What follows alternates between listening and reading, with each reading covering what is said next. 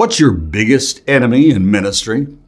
Well, looking across the many things the Lord has led me through, I realized that I was not fully prepared for most of them. I must admit that if there was anything people would call success where I've served, it was not of my doing. The only time I would come close to success was due to my desire to be obedient to God and His call in my life. I remember as a young person telling my pastor, who had been the only pastor I had known in my life, that I felt God leading me to work in media. He looked at me and said, "Why would anyone want to work with equipment rather than people?" Well, not exactly the most encouraging words. Or the time I graduated from college and my main professor asked me what I would now do with my degree in radio, TV, film. Others were heading to on-air radio. Some were beginning a career in television directing and producing. I said, whatever it is, I want to see people's lives changed. I think I just got a blank stare from that prof. As I think of those early days and many to follow, I contemplate where I would be if I had simply listened to what others thought instead of sensing the Lord's direction.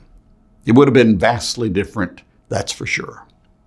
My friend and mentor, Dr. Henry Blackaby, was speaking to pastors on the topic, the pitfalls of a leader.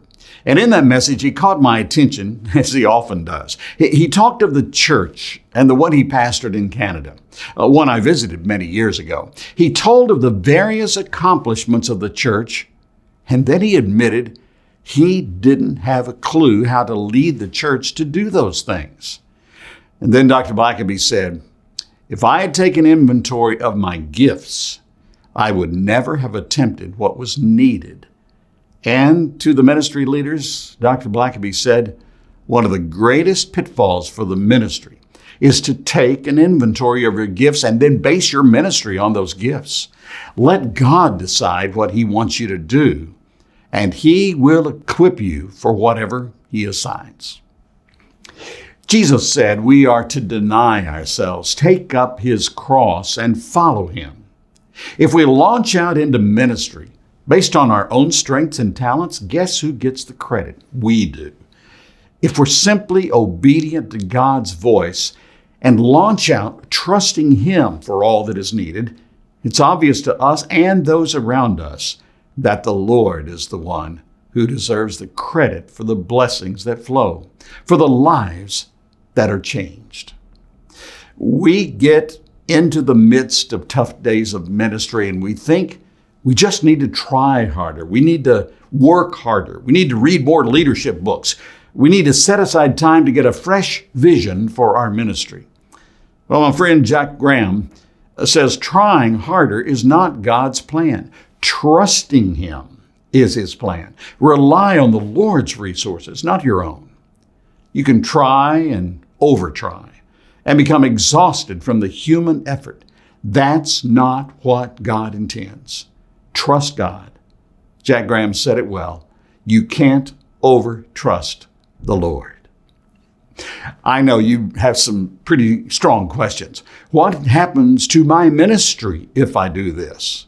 Well, let me tell you, first of all, it's not your ministry. It's God's ministry. Just trust Him to do for His ministry what is needed to accomplish His purpose. My staff and stakeholders, you may ask, are looking to me to set the vision. Why are you setting the vision? As Dr. Blackaby told those pastors, the servant doesn't have a vision. The master has the vision. Our role is to be obedient to that master and work to accomplish His vision. Hear that? His vision for His glory. You know, this might be a good time to get with the Lord in prayer and seek His word and His way for His will in your life and in the ministry where the Lord has placed you.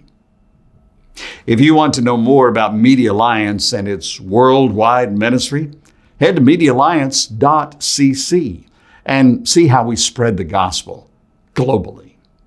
And you can help us grow by liking and sharing this video. Thanks, and God's best.